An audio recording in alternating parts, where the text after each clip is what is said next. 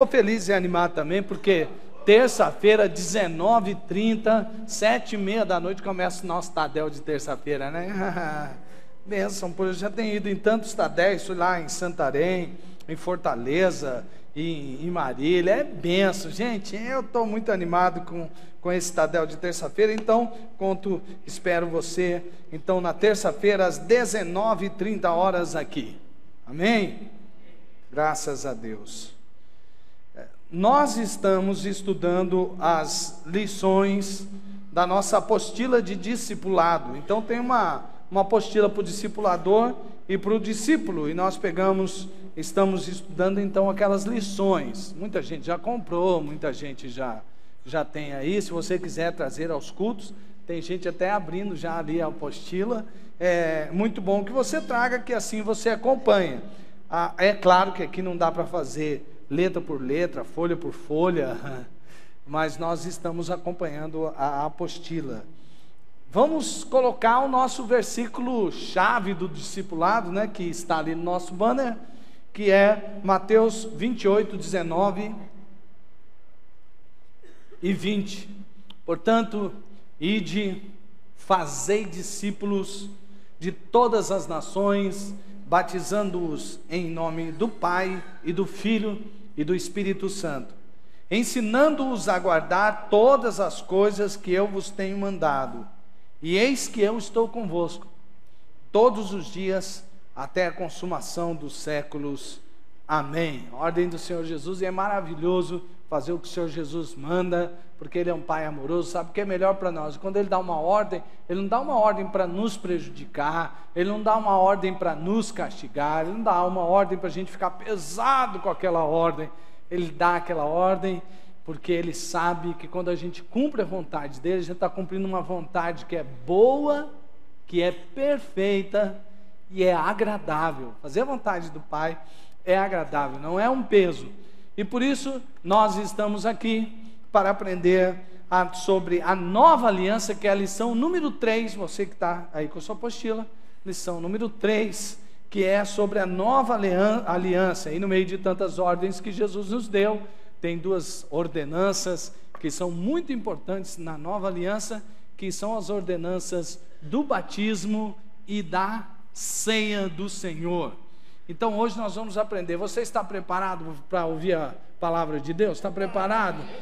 Está querendo que a palavra de Deus entre na sua vida e mude a sua vida? Então vamos lá. Então, todo mundo ligado, e a gente vai aprender coisas maravilhosas. O que é uma aliança no contexto da Bíblia e no contexto histórico de onde foi escrito o Velho Testamento, o Novo Testamento, tudo junto? É um pacto celebrado entre duas partes. É um compromisso unilateral, irrevogável, indissolúvel, válido até a morte. Você que aceitou Jesus Cristo, quantos aqui aceitaram Jesus Cristo já como Senhor? Olha aí. Como seu Senhor e Salvador, tem entrado numa aliança assim com Ele. Deus é fiel e nunca quebra os termos das suas alianças. Hebreus 6, 17 e 18. Por isso a nova aliança é chamada uma aliança eterna. Quer ver como está escrito isso na Bíblia? Olha lá. Por isso, irmãos. Por isso, querendo Deus mostrar mais abundante a imutabilidade de seu conselho aos herdeiros da promessa, se interpôs com juramento, para que por duas coisas imutáveis, nas quais é impossível que Deus minta, tenhamos a firme consolação, nós, o que pomos o nosso refúgio em reter a esperança proposta. Hebreus 6, 17, 18 e Hebreus 13, 20, que diz sobre a aliança eterna. Ora, o Deus de paz, que pelo sangue da aliança eterna tornou a trazer dos mortos a nosso Senhor Jesus Cristo, grande pastor das ovelhas. A aliança eterna. Bom, antes de entrarmos nas duas ordenanças, vamos entender um pouquinho sobre a aliança. Quero que você preste bastante atenção. Presta bastante atenção. Ligue-se nisso que eu vou falar agora, porque há um pensamento invadindo os arraiais evangélicos, sobre uma teologia que não é tão nova quanto nós pensamos, do universalismo. Que em tese é o seguinte: Deus vai dar um jeitinho e vai levar todo mundo para os céus. Qual foi a aliança que Deus estabeleceu conosco? Qual é a parte de Deus e qual é a nossa parte nessa aliança? Todos nós sabemos que nós não somos salvos pelas obras, nós somos salvos pela graça, porque alguém falou fé, né? É mediante a fé. Então, nessa aliança que nós fazemos com Deus, o que Deus fez nessa aliança? Quando Deus viu que o homem estava irremediavelmente perdido, o que é que Ele faz? Ele envia o seu Filho, que derrama o seu sangue, e assim então sela uma nova aliança. Quando Jesus derrama o seu sangue, Ele paga o preço da redenção do homem. O homem que estava perdido é redimido pelo derramamento de sangue, e nesse caso perfeito, o sangue do Cordeiro de Deus, que é Cristo Jesus. Essa é a parte de Deus, resumidamente. E a sua? E a sua parte, qual é? Qual é a minha e a sua parte? A salvação é pela graça, mediante a... E o que é fé? Acreditar. Acreditar no que e em quem. Outra coisa que às vezes a gente vê é que parece que a graça foi ficando mais barata, porque a graça não é barata, nem mais nem menos. Mas alguns disseram assim: não, olha, você tem que reconhecer que Deus ama você e que Ele entregou a vida do Filho dele para morrer por você, para libertar você da condenação eterna. Então, se você aceitar Jesus, você se livra da condenação eterna. Está certo? Sim, está certo. Mas não está toda a verdade aí. Quer ver uma coisa? Por exemplo, para que Jesus seja o nosso Salvador, nós devemos aceitá-lo como Salvador. Para Ele ser Salvador, o que Ele tem que ser? Senhor da nossa vida, sim ou não? Existe jeito de Jesus ser Salvador sem ser Senhor da sua vida? Aqui eu quero que você preste bastante atenção, porque o Espírito de Deus está fazendo um movimento no mundo inteiro, eu creio, para mostrar ao povo de Deus que nós não podemos cair no engano de que a pregação do Evangelho é simplesmente uma pólice contra o inferno. Ou sim, muito, também um bom negócio, porque você agora vai ter muito dinheiro e você nunca mais vai ficar doente. Muito bem, colocado isso daí, vejamos, quantos aqui têm Jesus como Senhor de suas vidas? Levante a mão. Glória a Deus. Posso fazer algumas perguntas para você? Você me permite, por favor? Então tá bom. Jesus é Senhor das suas finanças? E eu posso ver isso na sua conta bancária? Como que você sabe que Jesus é o Senhor das suas finanças? Você pergunta para Ele como que você pode usar, como você deve usar o seu dinheiro? Ou não? Ou você simplesmente usa, bom, meu dinheiro é para pagar minhas contas. Então você vive como todo mundo vive, mesmo aquele que não tem Jesus como Senhor da sua vida. Ok, Jesus é o Senhor da sua vida. Ele é Senhor da sua vida no seu casamento? Posso perguntar para sua esposa? Posso perguntar para o seu esposo? Bom, Jesus é Senhor da sua vida quando se trata dos seus relacionamentos? Posso perguntar para aquela pessoa a qual você distrata ou que guarda rancor e amargura, sendo que Jesus, o seu Senhor, disse que você não podia negar perdão a ninguém? Jesus é o Senhor da sua vida? Posso fazer algumas perguntas? Quando você acorda, você pergunta para Deus como Jesus quer que você viva aquele dia? Você perguntou para Deus se o lugar onde você está trabalhando é a vontade de Deus para você?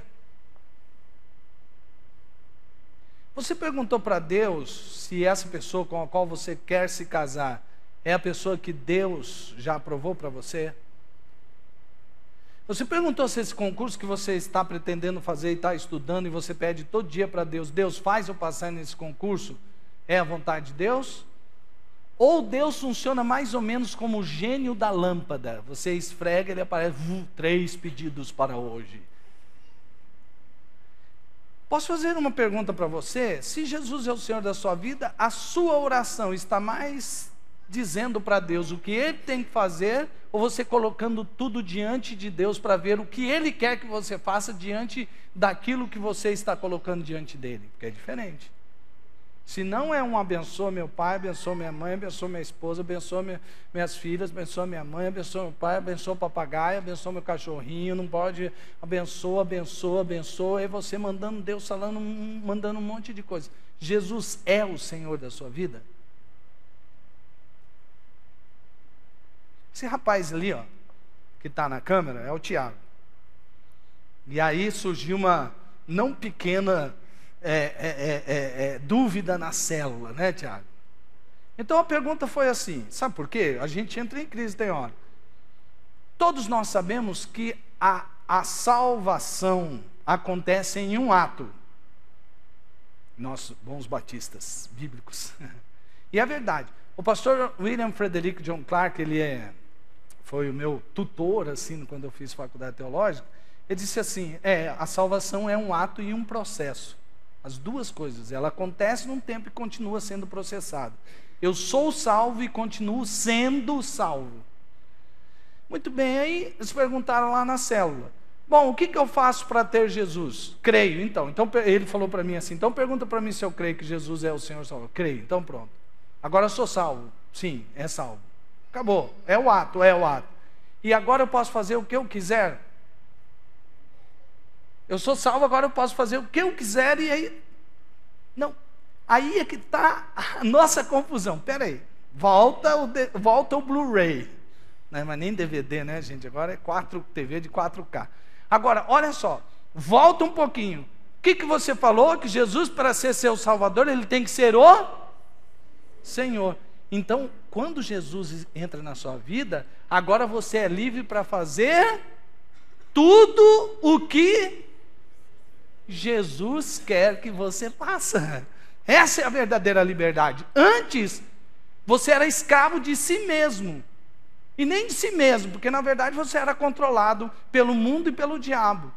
Quando Jesus entrou na sua vida, você foi salvo de si mesmo, deste mundo e do diabo.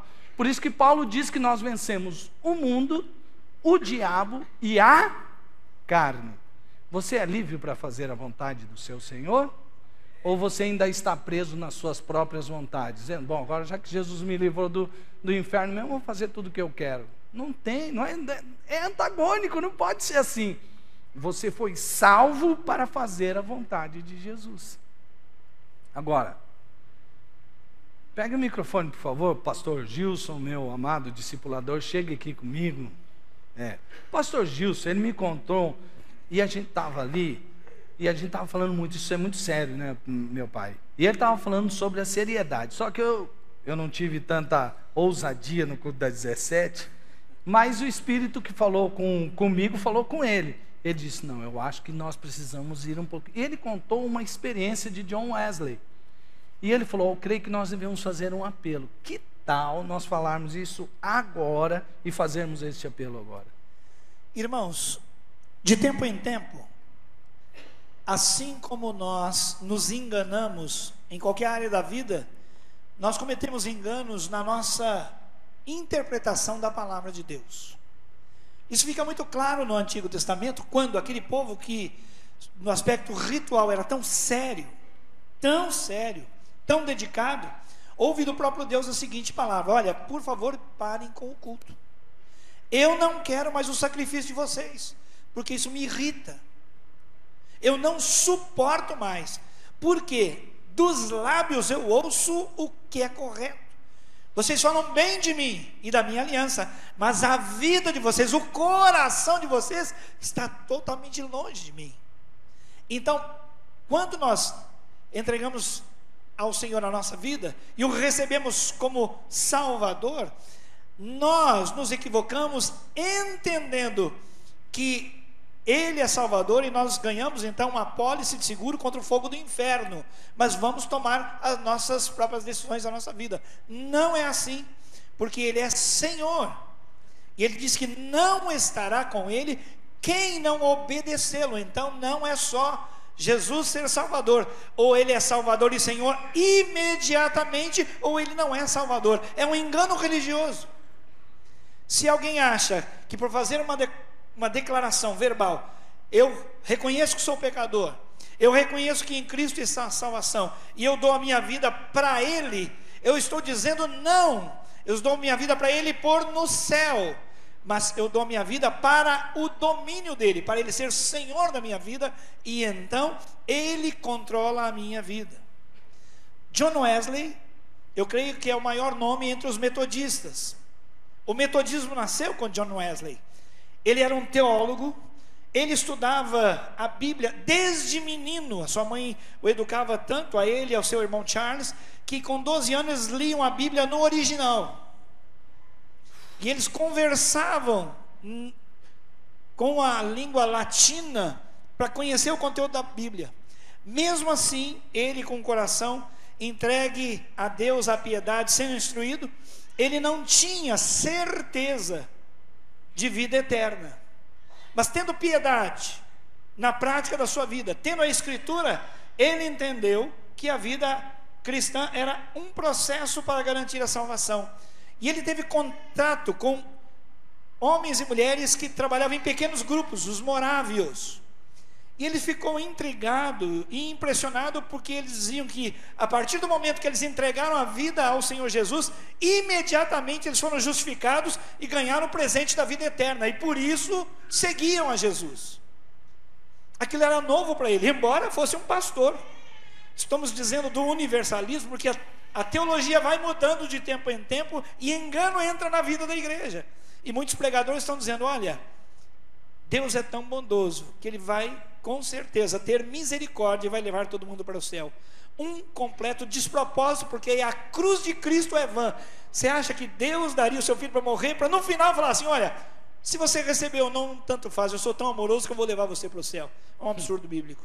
E então John Wesley começou a ouvir e a perguntar mais e mais sobre os moravianos.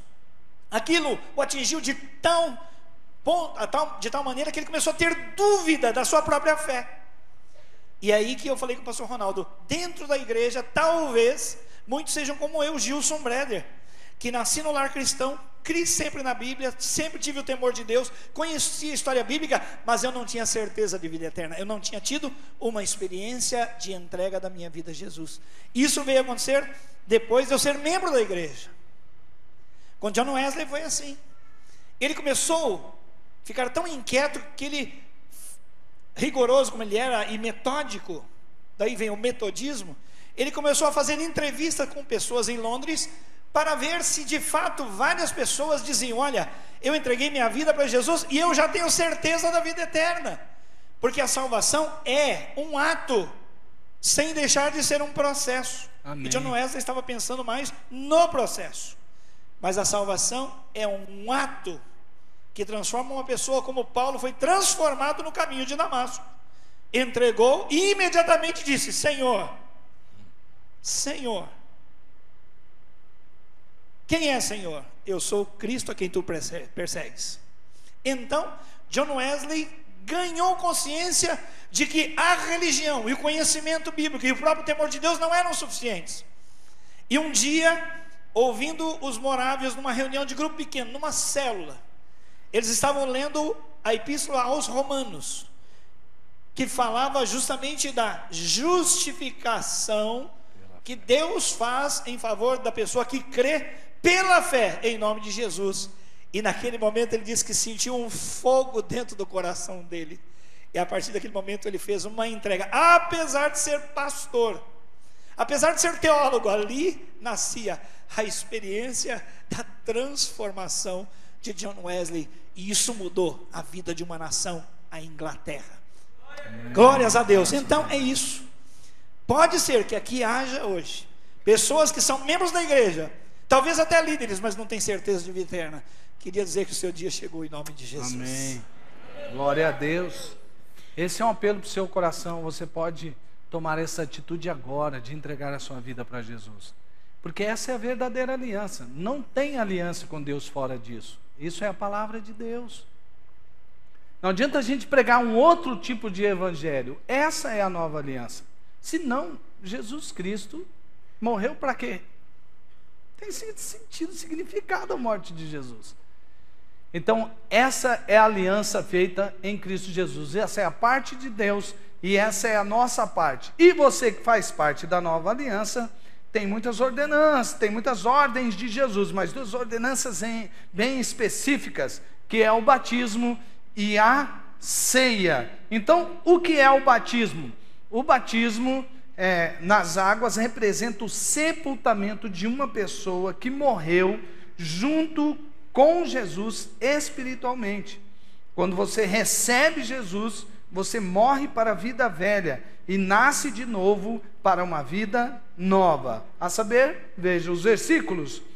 Romanos 6, 3 e 4 diz: ou não sabeis que todos quantos fomos batizados em Jesus Cristo, fomos batizados na sua morte, de sorte que fomos sepultados com ele pelo batismo na morte, para que, como Cristo foi ressuscitado dentre os mortos, pela glória do Pai, assim andemos nós também em novidade de vida.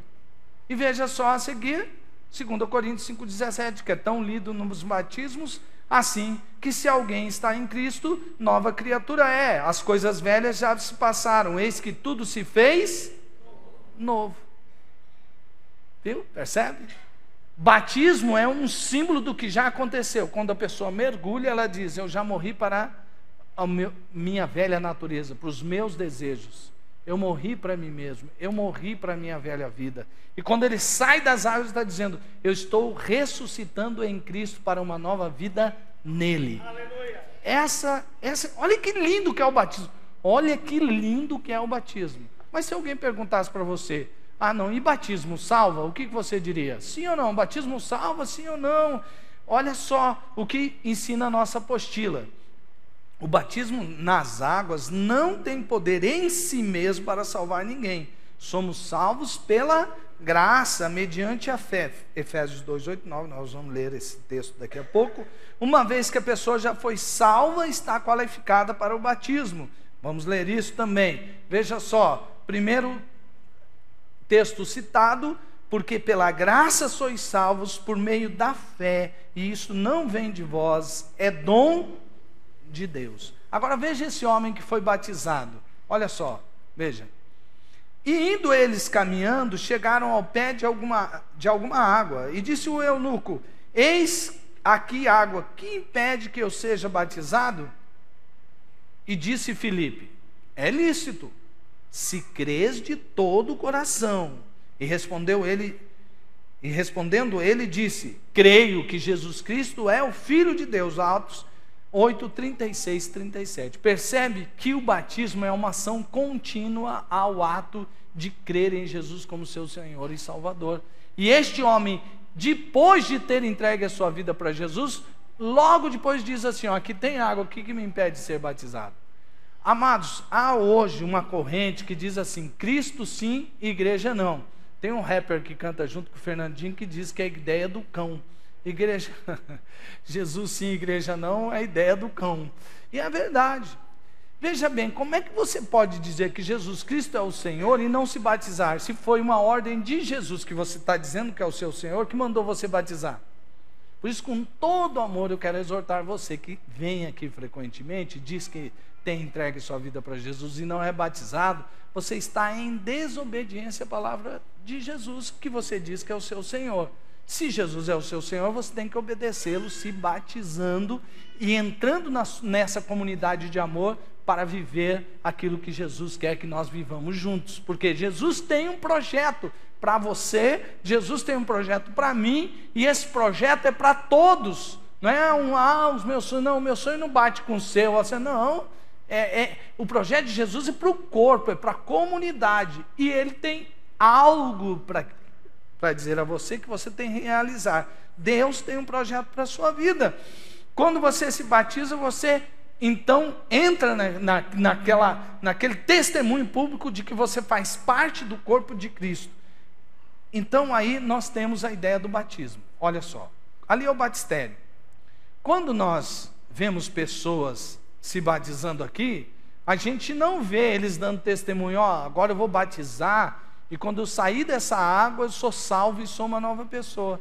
Não, os testemunhos que você ouve aqui era assim, eu estava assim, assim, assim, Jesus Cristo entrou na minha vida, mudou a minha vida, e hoje eu estou me batizando para dizer para todos que Jesus é o meu Senhor, Jesus é o meu Salvador. Isso é o batismo. Que lindo que é o que Jesus ensina. Nada é por acaso, sem sentido na palavra de Deus. Isso é o batismo. Bom, o batismo tem esse significado de morte e ressurreição, mas a outra ordenança também apresenta a mesma coisa. Hoje nós vamos tomar da ceia do Senhor. Aqui está o pão, que significa que Jesus entregou o seu corpo por nós, e aqui está o cálice, que simboliza, que significa, que nos remete, que nos traz à memória que Jesus derramou o seu sangue, estabelecendo uma nova aliança nele. Olha que linda que é a ceia também. A ceia é um memorial. Veja que uma vez uma pessoa disse para mim assim, mas eu acho que é muito pouco, é só uma lembrança. É que lembrança para a gente que vive na cultura, é uma coisa assim, é uma lembrancinha. Isso não é uma lembrancinha, não. Para o judeu, quando fala assim, em memória, é outros 500. Sabe quando você vai notar lá que Jacó teve um encontro com Deus? Ele faz ali com as pedras um símbolo. Não é para ele chegar lá no altar e ficar adorando aquele lugar, não. É para ele que ele se lembre daquele encontro dele com Deus, que foi muito, muito significativo. Mudou a sua vida. Quando eles atravessaram o Rio Jordão com Josué, Josué falou, vamos pôr umas pedras aqui para que o povo nunca se esqueça. Quando eles foram livres da escravidão do Egito, foi exatamente quando o que aconteceu? Ia passar o anjo da morte e ia ferir todos os primogênitos. E imagina só, aí Deus falou, mas é o seguinte, agora vocês que são o meu povo, vocês vão fazer o seguinte, vocês vão separar as famílias, vão contar o número certinho, escolher um cordeiro de acordo com o número de cada família, vai imolar esse cordeiro, vai derramar o sangue e vai pegar o sangue e passar nos umbrais das portas. E quando o anjo da morte passar para ferir o primogênito, ele não vai ferir aquele primogênito daquela casa, ou aqueles primogênitos, porque podia reunir mais de uma família, dependendo do clã. Aí ele não vai ferir, porque vai ver a marca do sangue do cordeiro. Quando Jesus tomou a primeira ceia, ele estava, como alguns escrevem, tomando a última Páscoa com eles. E ele estava dizendo, lembra quando foi livre? E aí foi feito um memorial, que vocês se lembram até hoje, em memória vocês fazem isso, que Deus agiu poderosamente, os livrou do Egito e não permitiu que os primogênitos das casas de Israel, do povo de Israel, fossem mortos por causa da marca do sangue do cordeiro. Jesus estava dizendo, pois está aqui, sou eu, o Cordeiro de Deus que tira o pecado do mundo. E todos aqueles que creem em mim vão ter a marca do meu sangue, não mais agora em casas feitas de alvenaria, mas no templo que eu escolhi para mim, que são vocês. A igreja de Cristo tem a marca da nova aliança, que é o sangue de Cristo. E haverá o julgamento, e haverá a segunda morte, sim. E o anjo da morte também há de passar, mas quem não morrerá? Todos aqueles que têm a marca do sangue do Cordeiro em suas vidas, porque eles já passaram da morte para a vida. E nenhuma condenação há mais para os que estão em Cristo Jesus, porque foram justificados pelo sangue de Jesus. Olha como a ceia é linda. Olha como a ceia é maravilhosa. E lá na nossa apostila tem todas essas explicações. Veja, Jesus tomou sua última ceia com seus discípulos, logo antes da sua morte na cruz, como eu já expliquei. Aí aos textos, Mateus 26, 26 e 30. Ele partiu o pão e deu para seus discípulos como um símbolo do seu corpo que seria sacrificado por eles. Veja só o texto: e tendo dado graças, partiu e disse: isto é o meu corpo que é dado por vós, fazei isto em memória de mim.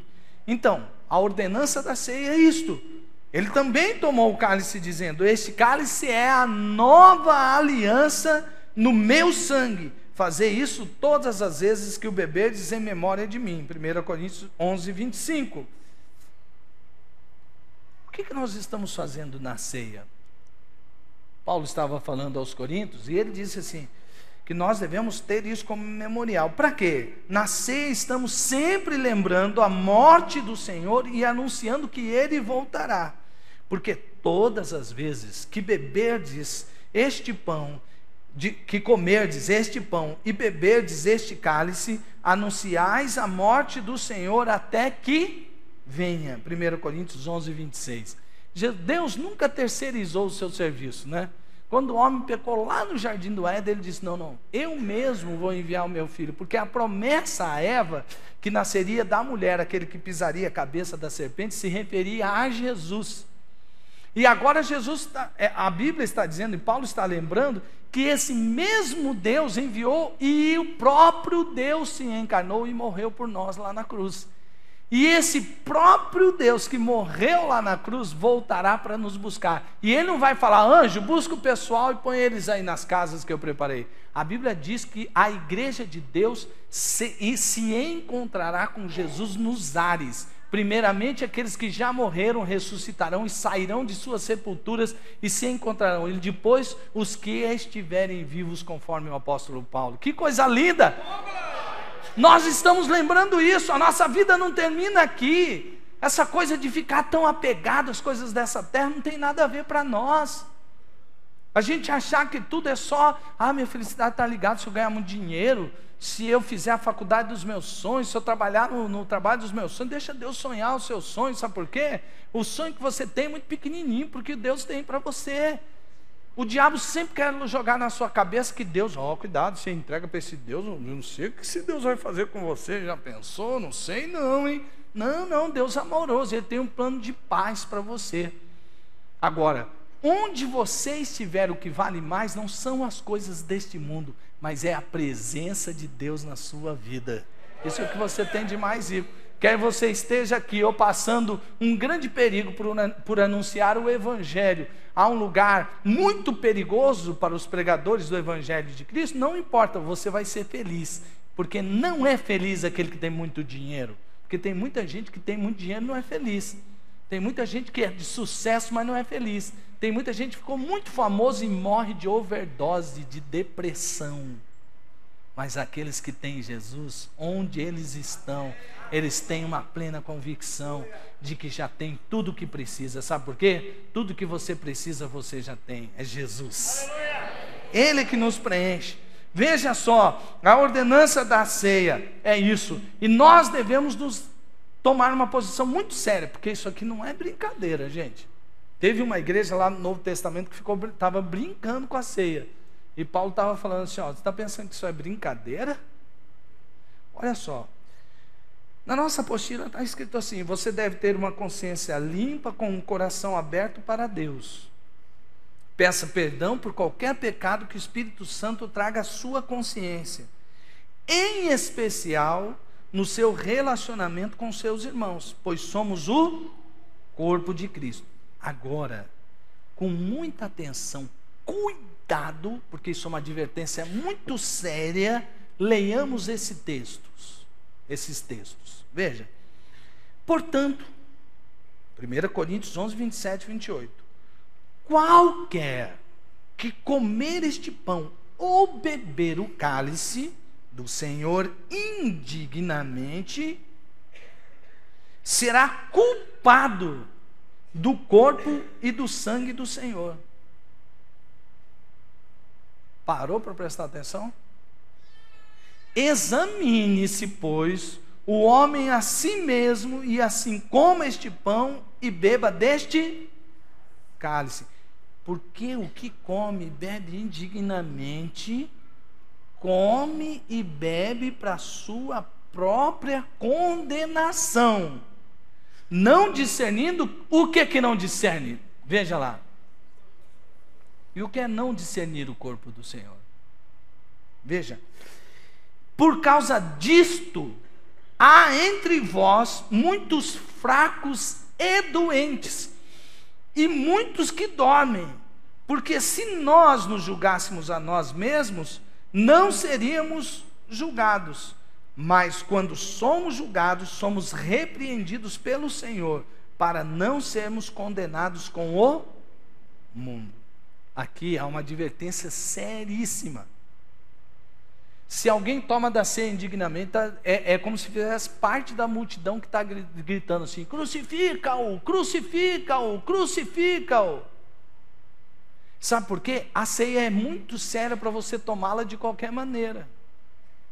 E além do significado do corpo espiritual, do próprio corpo de Cristo, seu corpo e seu sangue, veja só. Quem é o corpo de Cristo hoje? Quem é o corpo de Cristo? Diga assim: eu faço parte do corpo de Cristo. O meu irmão, minha irmã, fazem parte do corpo de Cristo. Amém? Não. É aqui que Paulo está falando assim: vocês não estão discernindo na hora de tomar a ceia. Por isso que muitos estão fracos, ficam doentes e até morrem.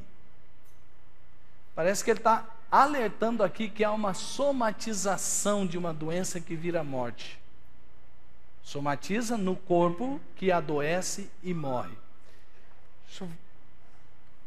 Quando Paulo começa escrevendo aos Coríntios, ele diz assim: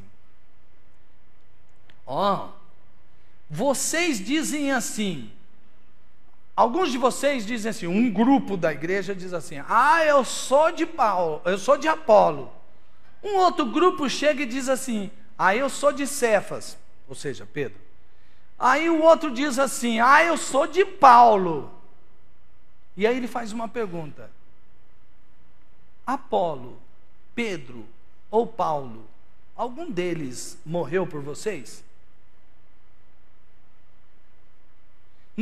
Vocês não sabem que todos eles pertencem, como vocês, a Cristo? Então por que é que vocês estão divididos?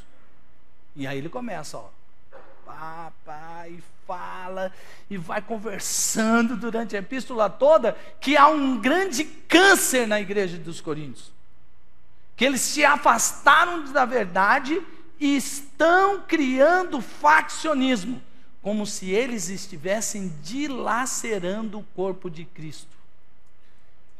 E o corpo de Cristo não pode ser dilacerado. E quem ferir a igreja, Deus o ferirá. O que isso significa na prática? Quando você começa aí maldizendo o pecado da maledicência contra o corpo de Cristo, não é só contra uma pessoa humana, é contra o corpo de Cristo. E como que você pode continuar insistindo em ferir o corpo de Cristo? Quando você odeia, quando você guarda rancor, quando nós falamos: tudo bem, aquele irmão lá, beleza, mas é ele para lá, eu para cá. Como? E é isso que Paulo está falando. Quando vocês tomam a ceia do Senhor, vocês estão celebrando que vocês são do corpo de Cristo, mas vocês estão dilacerando o corpo de Cristo. Como isso pode ser? Não pode ser. Então vocês... É por isso que ele começa dizendo: nisto que vou dizer, não vos louvo, porque antes ouço falar, e creio que é verdade, que vocês, aí ele vai falar, vocês não estão juntos, vocês não estão se vendo como corpo, vocês não estão vivendo como corpo, e aí vocês celebram a ceia dizendo que são o corpo de Cristo. E há uma advertência séria ao arrependimento. Examine-se, pois, o homem. E amados irmãos, é impossível dizer que Jesus é o Senhor da sua vida se você não tem a mesma atitude de Jesus. com relação ao seu irmão e ao seu próximo. Jesus ensinou: Pai nosso que estás nos céus, santificado seja o teu nome, venha a nós o teu reino. Nessa oração, modelo para nós, há uma parte que ele diz: perdoa as nossas dívidas, assim como que Deus deve perdoar nossas dívidas? Porque às vezes a gente fala de cor e não presta atenção na frase. Como que Deus deve perdoar os meus pecados, as minhas dívidas? Como que Ele deve perdoar? E se eu não perdoar? Está querendo dizer assim, então Deus, o Senhor não me perdoe. Eu não perdoei. E se é assim como eu perdoo, então o Senhor não deve me perdoar. Aí é lógica, e muito lógica, no sentido original da palavra lógica, no grego koiné, que significa o quê? É uma lógica espiritual do reino de Deus, quando está dentro do Novo Testamento. Ele está dizendo o seguinte: bom, então conclui-se que ele termina a oração e diz assim: pois ó, eu vou dizer para vocês, se vocês não perdoarem aqueles que ofendem vocês, o Pai Celestial também não perdoará vocês. Depois ele acabar de ensinar a oração, ele diz isso. É nesse contexto que Paulo está dizendo: como vocês podem tomar da ceia do Senhor dignamente, se vocês guardam rancor de um para com o outro, e se vocês estão se mordendo e há divisões dentro da igreja? Como é que vocês podem celebrar a ceia? Se vocês assim fizerem, vocês estão criando doença e morte para a própria vida de vocês. E não é verdade que o rancor somatiza no corpo? A amargura, a falta de perdão não adoece não somente os seus relacionamentos, mas como o seu corpo, fisicamente, as pessoas ficam doentes?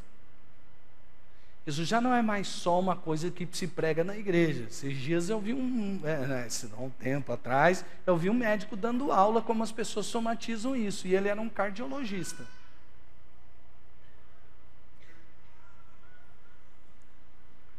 Mas eu não consigo. Por exemplo, meu coração já está desesperado só de falar isso na mensagem. Ai, meu Deus do céu, vai dizer que vai mexer naquela ferida de novo. Se a ferida está doendo é porque ela não foi curada. Jesus quer curar você esta noite. A ceia então é cura. A ceia, este memorial é para trazer à memória que Jesus já derramou o sangue dele, para que você levar sobre ele todas as suas enfermidades. E quando Jesus é o Senhor, você não liga para a sua carne quando ela está dizendo: ah, mas você vai se humilhar desse jeito? Porque quem liga para isso é a carne, não é o seu espírito. Porque a sua nova criatura em Deus é humilde que nem Jesus. A sua nova criatura em Deus, quando alguém te ofende, você, ao invés de falar para Deus assim: oh Deus, manda um raio do céu, porque eu não posso me vingar, mas o Senhor que é meu vingador, manda um raio sobre essas pessoas. É que nem os discípulos, quando o povo lá rejeitou: e aí Jesus, o Senhor quer que a gente manda fogo do céu sobre essas pessoas? Ele fala o quê? Vocês não sabem de que espírito sois. Porque se vocês soubessem de que espírito vocês são, vocês não pediriam fogo para consumi-los. Vocês diriam o que eu vou dizer na cruz: Pai, perdoa-lhes porque eles não sabem o que fazem. E se a essência de Deus está em você, essa é a essência que deve ser expressada nos seus relacionamentos. Nós vamos tomar a ceia do Senhor. Vai tomar dignamente? O que nós vamos fazer da nossa vida, amados? Vamos continuar deixando que as nossas vidas sejam controladas por nós mesmos, pelos nossos traumas e doenças, pelas nossas vontades? Ou vamos verdadeiramente entregá-las aos pés de Jesus? E realmente dizer: não, Jesus, quer saber? O Senhor é o dono da minha vida. Eu não faço o que eu quero, o que minha carne pede que eu faça. Eu fui criado uma nova criatura. Estava conversando com o meu discípulo esses dias, e a gente tem um acordo entre nós mesmos, em especial nós dois, a gente sempre se lembra assim, a gente tem um acordo de ser 100% santo. E às vezes a carne bate e diz assim, mas é difícil não fazer isso, todo mundo faz. Pois é, mas eu não nasci de novo para ser igual a todo mundo. Eu nasci de novo para ser igual a Jesus. Porque o caráter de Jesus sendo formado na minha vida, eu não espero aprovação ou ser igual a todo mundo. Eu tenho que ser aprovado por Jesus. E eu já nasci de novo para ser o que Ele quer que eu seja. E eu posso ser exatamente aquilo que Ele falou que eu serei. Amém, amados? Vou pedir aos irmãos que vão ajudar na ceia para que venham aqui à frente agora, em nome de Jesus. Ah, sim. É verdade. A lembrança da ordenança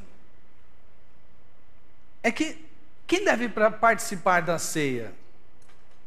Os irmãos que vêm aqui, eles não sabem quem já foi batizado, quem não, olha o tanto de gente aqui, eles não vão saber. Ah, não, esse eu dou, não, esse não foi batizado. Ou eles não têm um ponto no ouvido dizendo, não, para esse aí não, ele não. Não. O que faz sentido, para quem faz sentido participar da ceia? Para aqueles que já entregaram suas vidas para Jesus e o obedeceram sendo batizados.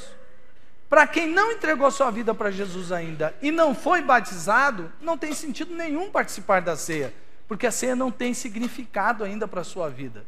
Porque a ceia é para aqueles que fazem parte do corpo de Cristo, sem acepção de pessoas.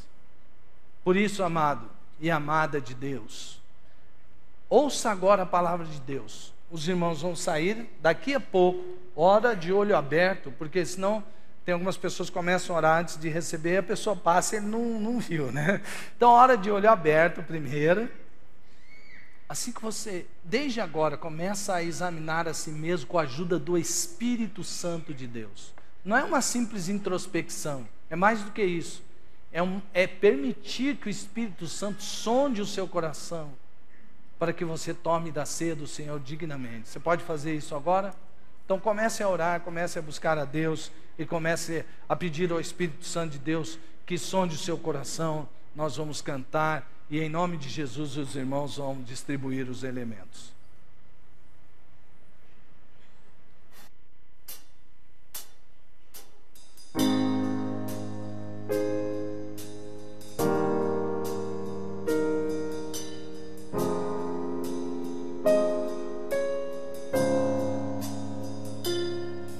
Tu reinas vestido de glória, os anjos te adoram aos teus pés. Tu reinas com glória, os anjos te adoram aos teus pés. Pra sempre governarás, teu reino não passará. Ó Santo Deus, fico maravilhado. Tu és muito mais do que eu possa expressar. Ó Santo Deus, quebra o vaso de alabastro sobre o Deus que sabe me maravilhar. Tu és totalmente amável, tesouro desejável que eu procuro. Tu és um fogo apaixonado, eu sou do meu amado e tu és meu. Pra sempre governarás, teu reino não passará. Ó Santo Deus, fico maravilhado. Tu és muito mais do que eu possa expressar. Santo Deus, quebra o vaso de alabastro. Sobre o Deus que sabe me maravilhar. Jesus, derramo o meu louvor sobre ti. Derramo o meu amor sobre ti. Derramo o meu louvor sobre ti. Derramo o meu amor, ó Santo Deus, fico maravilhado. Tu és muito mais do que eu possa expressar, ó Santo Deus, quebra o vaso de alabastro. Sobre o Deus que sabe me maravilhar, ó Santo Deus, fico maravilhado. Sobre o Deus que sabe me maravilhar, ó Santo Deus, quebra o vaso de alabastro. Sobre o Deus que sabe me maravilhar. Derramo o meu louvor sobre ti. Derramo o meu amor sobre ti. Derramo o meu louvor sobre ti. Derramo o meu amor.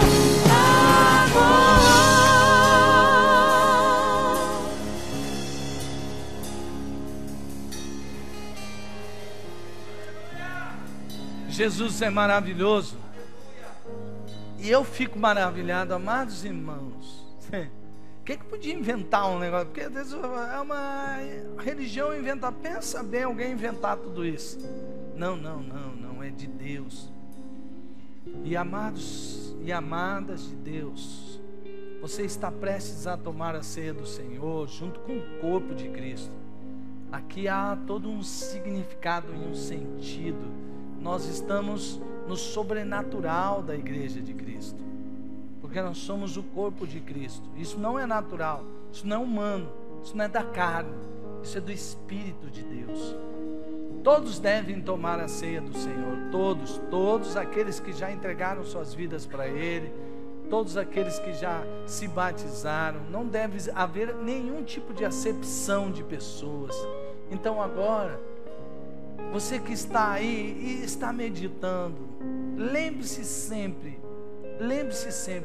do exame. Não somente quando você está tomando a ceia do Senhor, faça isso todo dia da sua vida. A hora que você levantar, que seja a primeira hora do seu dia, sejam os primeiros momentos do seu dia, momentos para você fazer uma reflexão, para você levantar e dizer: Deus, eu não quero que esse dia escorra pelas minhas mãos e eu sendo levado por um monte de coisa. Não, eu quero fazer a tua vontade. Eu quero que o Senhor seja o Senhor de todos os meus atos, de tudo que eu fizer neste dia. Eu quero. A ceia do Senhor traz a memória que ela é do Senhor, porque Jesus já entregou o seu corpo e o seu sangue por nós. E a ceia é do Senhor porque todos nós estamos reconhecendo que há um só Senhor e que estamos fazendo aquilo que é a ordem dEle, porque Ele nos amou primeiro. Deus é tão maravilhoso. Esse Deus, como nós cantamos agora, sabe como maravilhar a gente. Ele é um Deus muito amoroso. Ele é um Deus que perdoa, Ele é um Deus que cura, Ele é um Deus que restaura. Ele é um Deus maravilhoso. É verdade, Jesus. Alguém que já tendo entregue sua vida para Jesus, já sendo batizado, está em comunhão com o corpo, deixou de receber algum dos elementos, seja o pão ou o cálice, fique em pé. Alguém que deixou de receber? Se está em pé, faça um sinal. Não todos já receberam os elementos.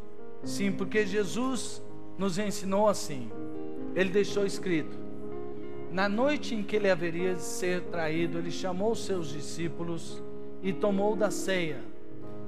Ele repartiu o pão e disse para os seus discípulos: olha, este é o meu corpo que será entregue por vós. E foi exatamente isso que ele fez. Lá na cruz, ele entregou o seu corpo por nós.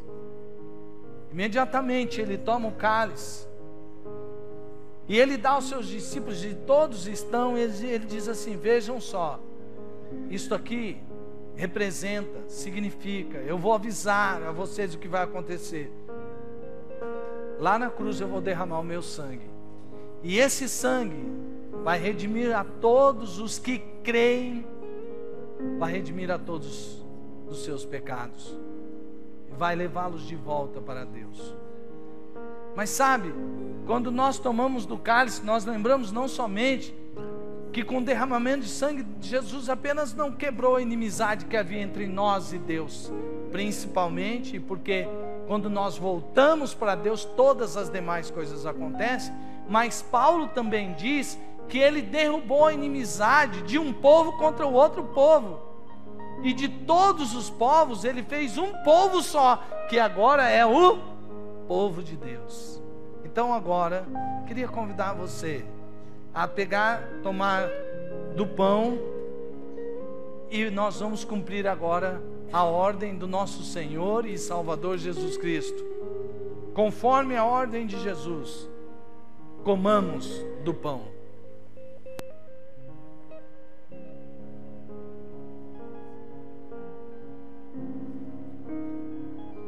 Queria convidar você a ficar em pé agora.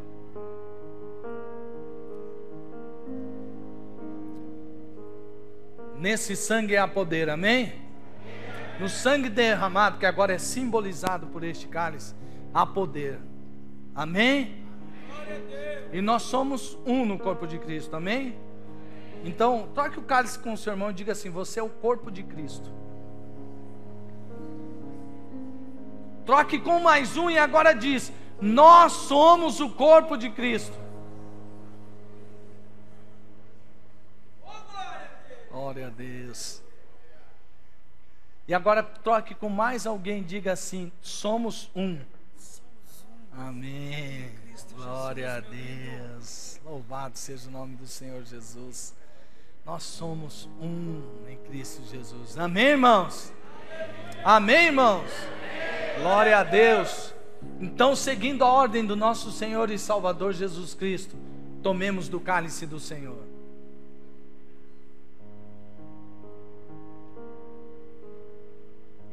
Senhor, nós te agradecemos. Louve o Senhor, meu irmão, louve o Senhor. Agradeça ao Senhor. Ele entregou o sangue dele, derramou o sangue dele. Ele entregou o corpo, ele derramou o sangue. Ele entregou o seu corpo, ele derramou o sangue, para trazer você de volta para o Pai. E Deus te amou tanto que ele entregou o seu único filho para morrer por você. E agora você é de Jesus.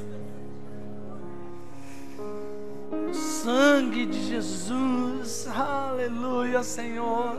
Que sangue poderoso. Oh Deus, glorifica o Senhor, porque à medida que você confessou o seu pecado foi perdoado, e você está livre da sua iniquidade. Você foi perdoado e purificado. Oh Jesus, louvado seja o teu nome, Jesus. Vamos cantar, vamos adorar esse Jesus maravilhoso. Passe o seu cálice para as pontas das fileiras e continue louvando a Deus, continue louvando a Deus, continue louvando a Deus. Graças a Deus, louvado seja o nome do Senhor Jesus. Deus é bom e a sua misericórdia dura para sempre.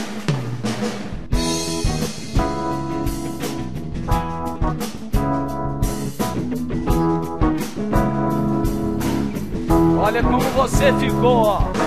Bendito seja o Cordeiro que na cruz por nós padeceu. Bendito seja o teu sangue, que por nós ali ele verteu. Eis deste sangue lavado,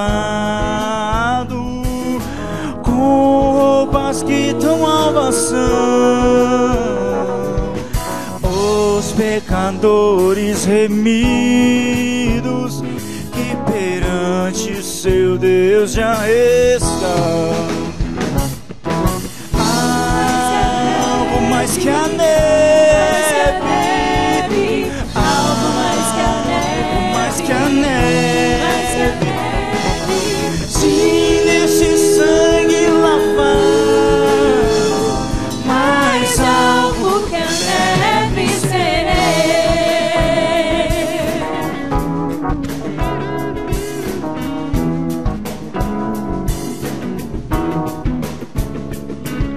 Se nós a te confessarmos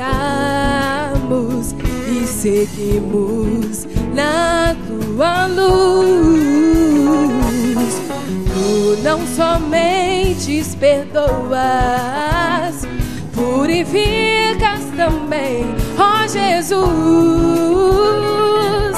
Se és de todo pecado, que maravilha de amor, pois que mais alvo que a neve, o teu sangue nos torna, Senhor. Mais que a neve, mais que a neve, mais que a neve, mais que a neve, mais que a neve, se neste sangue lavado, mais alvo que a neve serei. Algo mais que a neve, algo mais que a neve, mais que a neve, mais que a neve, algo mais que a neve, mais que a mais que a neve, se neste sangue lavado, mais alvo, mais alvo que a neve serei, mais alvo que a neve serei, mais alvo que a neve serei.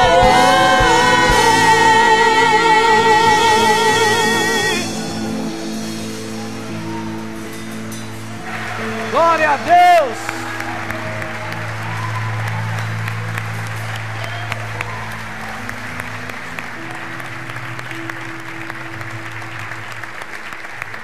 Graças a Deus. Se você ainda não entregou sua vida para Jesus, agora é a hora. Você precisa entregar sua vida para Jesus agora. De onde você está, ouviu essa palavra, ela já é clara.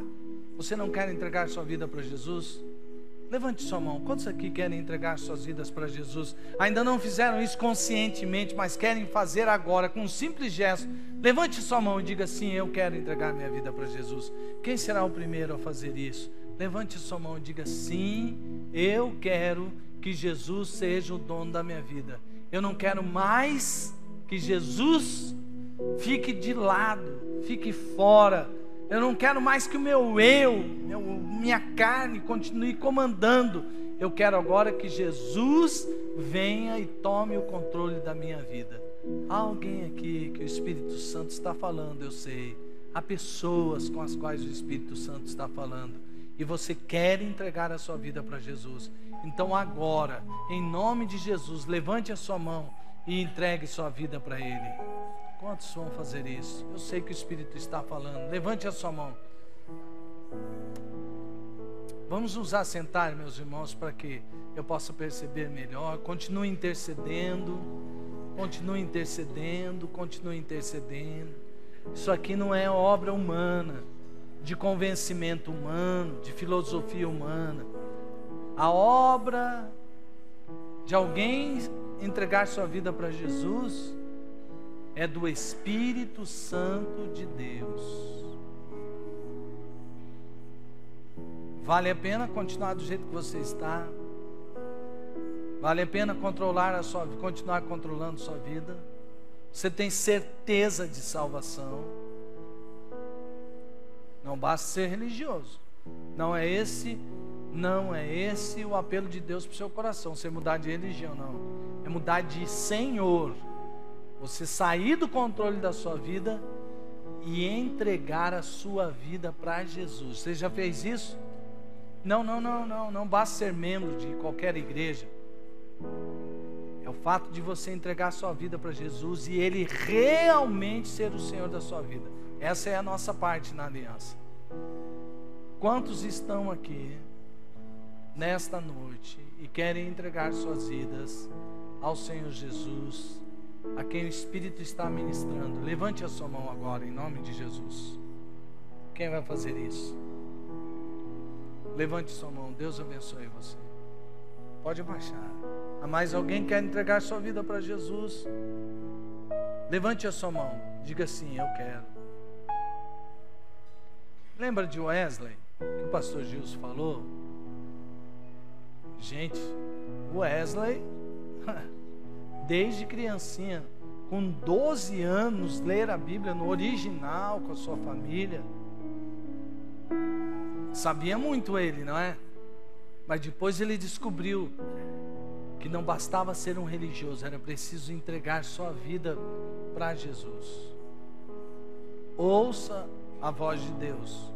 Você que ainda não fez isso, faça isso agora. Entregue a sua vida para Jesus. Se você quer fazer isso, levante sua mão agora em nome de Jesus. Você tem liberdade. Seu braço está leve, suas mãos também, para você levantar e dizer: eu aceito, eu me entrego ao Senhor Jesus. Há mais alguém que quer fazer isso? Levante a sua mão em nome de Jesus. Levante sua mão. Há mais alguém que quer fazer isso? Levante a sua mão. Diga assim: eu quero Jesus na minha vida. Eu quero que Ele seja o meu Senhor. Há mais alguém? Mais alguém? Quero convidar as pessoas que... foram 2 pessoas que levantaram suas mãos. Vem aqui à frente, eu quero orar por você em nome de Jesus. Pode vir, você que levantou a sua mão. Isso. Graças a Deus. Pode vir. Graças a Deus. Pode ficar aqui comigo. Aqui, pode virar aqui para mim. Ficar aqui de frente. Isso, quero orar nos seus olhos. Há mais alguém que quer vir aqui para a gente orar? Você entregando sua vida para Jesus? Saia do seu lugar, vem aqui agora em nome de Jesus e diga assim: eu me entrego. Amém, graças a Deus. Vamos ficar em pé, igreja, em nome de Jesus. Esse final de semana nós tivemos muitas pessoas entregando suas vidas para Jesus no culto de ontem à noite, no culto das 17, neste culto. E essa nossa nova irmã veio aqui. E nós devemos nos alegrar com isso, amados irmãos, amém? Nós devemos festejar, porque Deus chamou essa irmã para ficar conosco, amém? E ela faz parte do corpo de Cristo. Estenda a sua mão em nome de Jesus enquanto eu oro. Agora feche seus olhos e repita comigo essas palavras. Diga assim: Senhor Deus, eu sei que o Senhor me ama, e eu quero agora reconhecer que eu pequei controlando a minha vida. Mas a partir deste dia, desta hora, eu entrego a minha vida a Jesus. Eu desejo que Ele seja o Senhor da minha vida para sempre. Em nome de Jesus. Amém, amém. Louvado seja o nome do Senhor Jesus. Olha,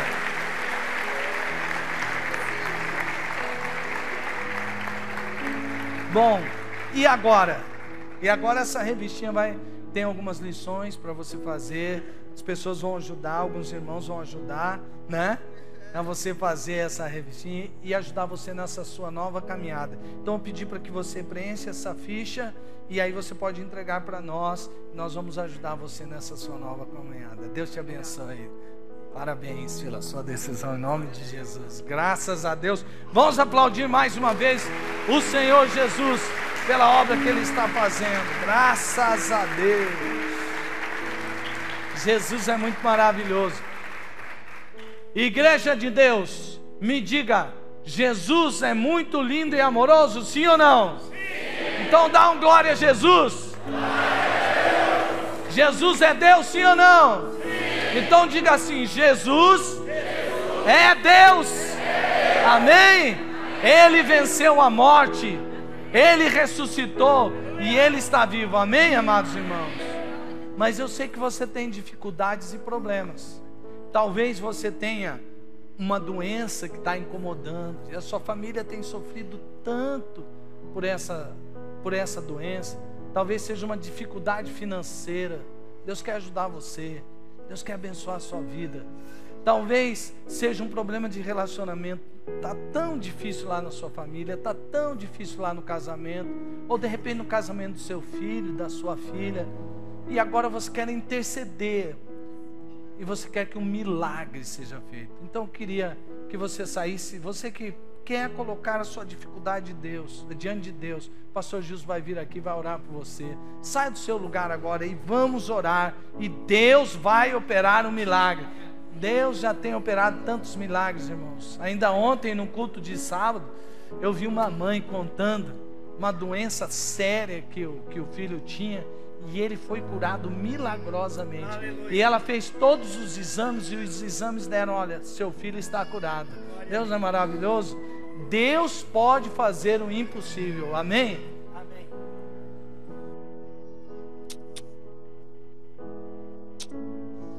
Venha, não tenha vergonha. Uma vez um homem disse: pastor, por incrível que pareça, eu cresci na igreja, eu me casei na igreja, mas eu nunca tinha me ajoelhado para orar. E eu percebi que era orgulho, porque eu achei que era demais ter que me ajoelhar para orar. Irmãos, quando nós nos ajoelhamos, aquelas pessoas que podem se ajoelhar, algumas têm dificuldade, elas estão subindo ao pódio, ao lugar mais alto que alguém pode chegar, bem próximo dos pés de Jesus. Então venha, não tenha vergonha. Problemas de enfermidade.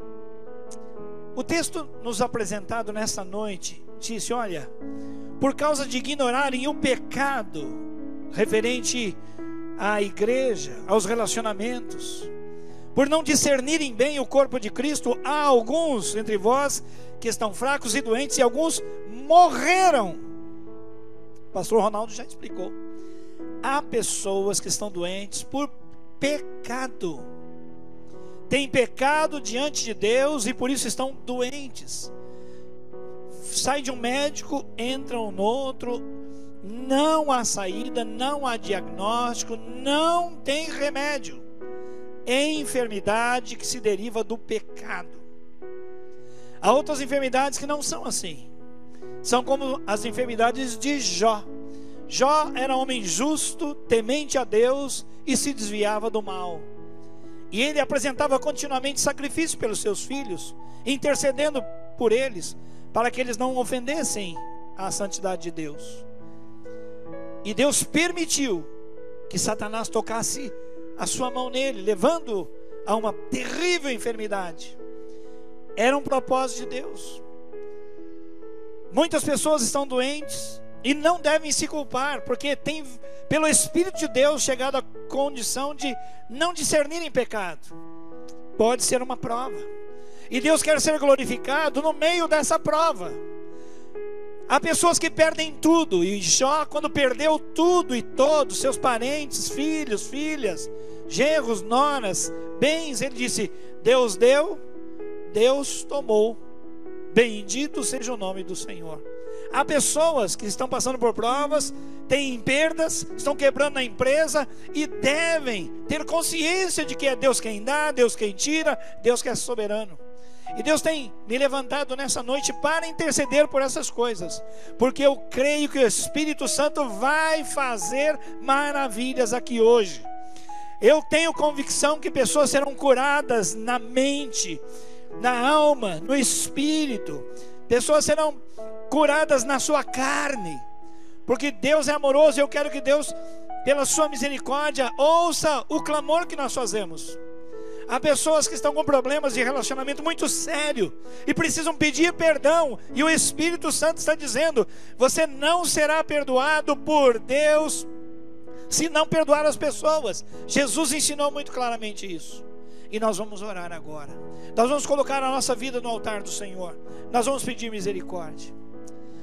Aleluia, Senhor, louvado seja o teu nome. O Senhor é Deus. Glórias ao Pai, glórias ao Filho, glórias ao Espírito Santo de Deus.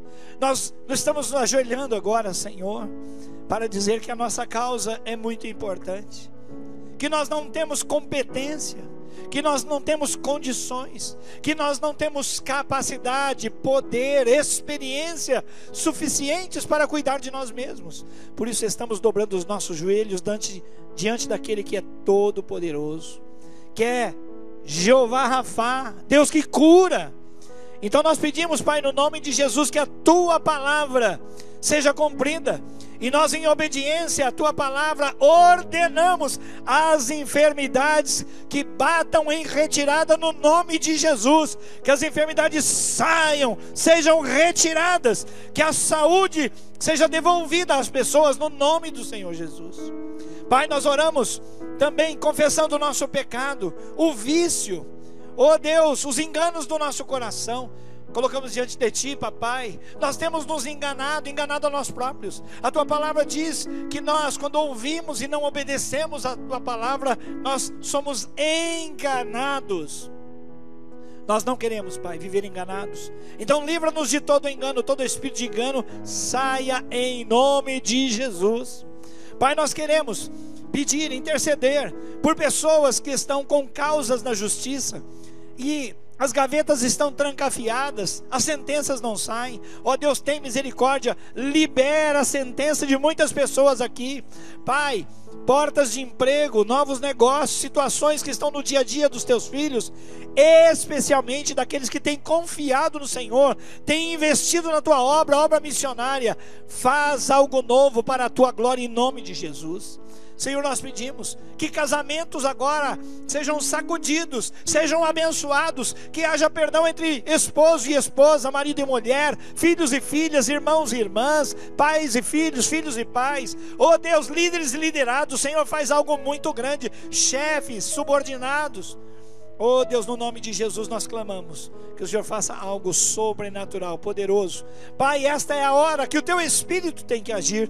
Nós não temos poder nem capacidade. É o teu Espírito quem testifica contra nós, Senhor, no nosso pecado. É o teu Espírito quem nos convence do pecado, do juízo, da justiça de Deus. Faz esta obra, Pai, e nós te glorificaremos. Traz de volta aqueles filhos que saíram de casa. Oh Deus, quantos pais têm clamado, Senhor, para os seus filhos que sentem que estão perdidos, ó Deus, não só na escolha de uma carreira profissional, mas estão perdidos como pessoas. Alguns deixaram sua casa, o relacionamento com o Senhor, estão agora experimentando do pecado do mundo, Senhor. E os pais têm chorado, os pais têm se humilhado, os pais têm jejuado na tua presença. E nós pedimos, contempla todos esses pedidos, para que o teu nome seja honrado e seja glorificado, para que haja saúde na tua casa, saúde na igreja, saúde nos lares dos teus servos. É a oração que nós fazemos, em nome de Jesus, amém e amém. Glórias a Deus. Pode aplaudir o Senhor. Deus maravilhoso, Deus forte, poderoso. Glórias a Deus. Amém. Amém. Queremos agradecer você, nosso convidado, você que nos deu a honra de estar conosco. Olha, saiba, é muita alegria para nós. Muito obrigado de você ter participado, ter estado conosco. É uma honra para nós, naquilo que nós podemos servir você. Por favor, conte conosco. Meus amados, nós estamos nos despedindo assim, lembrando que o Tadel acontece na próxima terça-feira, 7:30 da noite, traga a sua célula inteirinha. Será uma noite inesquecível para a glória de Deus. Vai na graça, vai na misericórdia e na paz do Senhor Jesus. Deus te abençoe. Semana de vitória em nome de Jesus.